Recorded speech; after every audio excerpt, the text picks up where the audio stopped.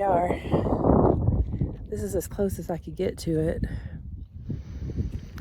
All of the dirt roads that actually show up on the map to get you close to the pyramid, which is known as Horse Peak. They all appear to be private roads that are driveways to people's ranches that are out, and then they seem to continue onward, but most of them have these fences. Most of them are gates that are locked. This road actually doesn't go all the way through, but this was the best pull-off I could find. But it looks really far away, but it's really not that far away. I just did the breath activation and the vocal resonance exercise and the spiral glyph.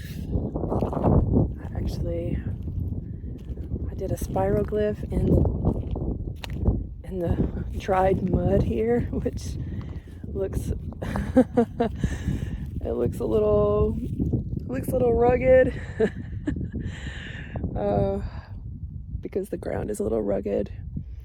So after I did the one here in the earth, I did one in the sky also. And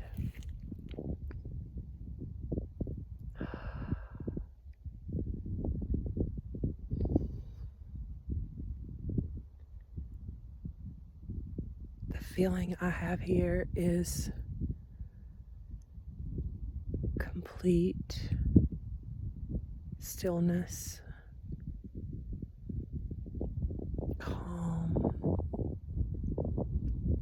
peace. I've literally had chill bumps on my body the entire time I've been here.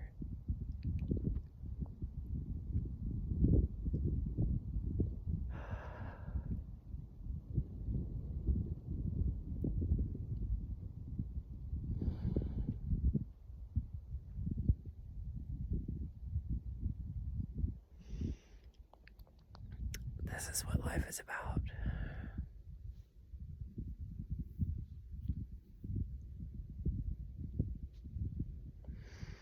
Complete connection to Source, to Gaia, to one another. Thank you for being connected with me here and in all moments to come. Satnam.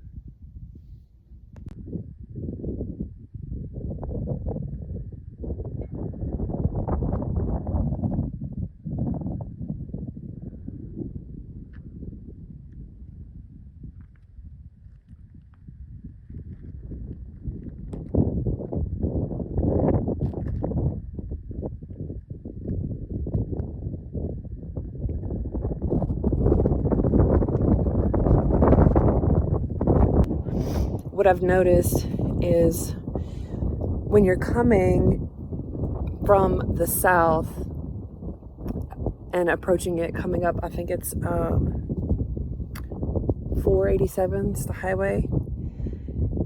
When you're up in elevation before you start coming down and you can see it off in the distance, it looks very distinctly like a pyramid, but it's off in the distance, and unless you're like looking for it, it would be easy to miss.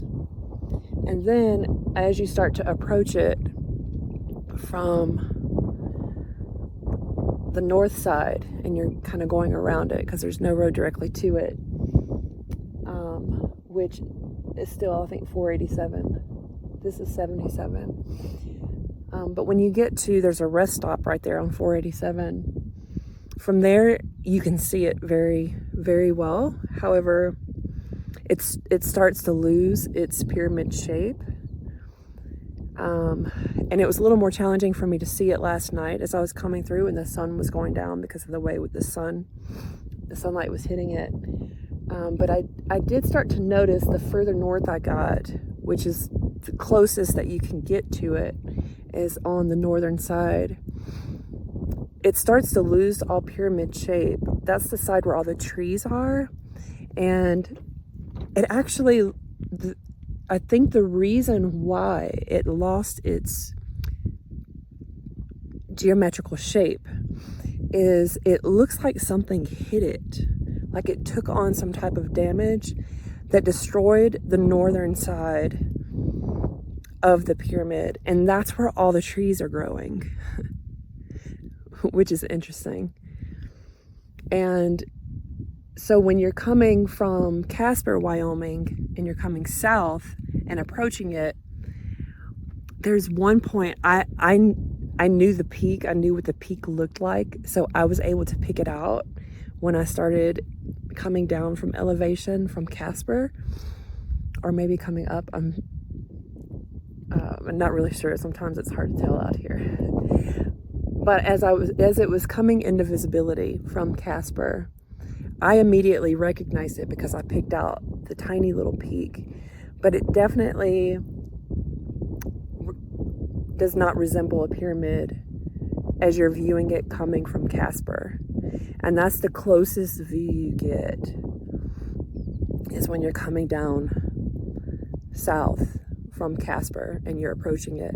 And it doesn't start to take a pyramid shape again until you get pretty far south. So it leads me to believe or ponder a few different things. One is, during the cataclysms, did something strike it on the north side, which obliterated the geometrical shape on the north side, and why no one has ever picked up on the fact that it's a pyramid. Also, was that part of the veiling to make it look more camouflage into the surrounding terrain? There's been some postings online about underground civilization that's been found underneath it. There's several comments that indicate it's a fake news, but there's several posts that indicate that it's truth.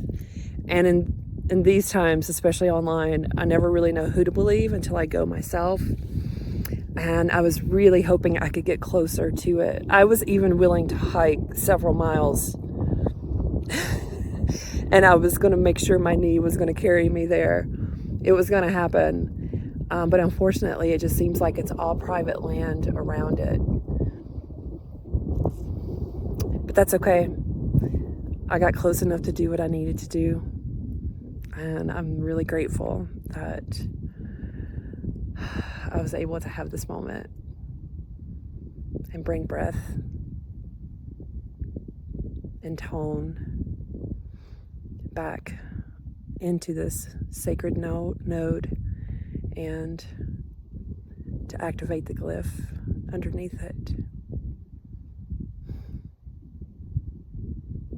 Fun times we live in. Until next time.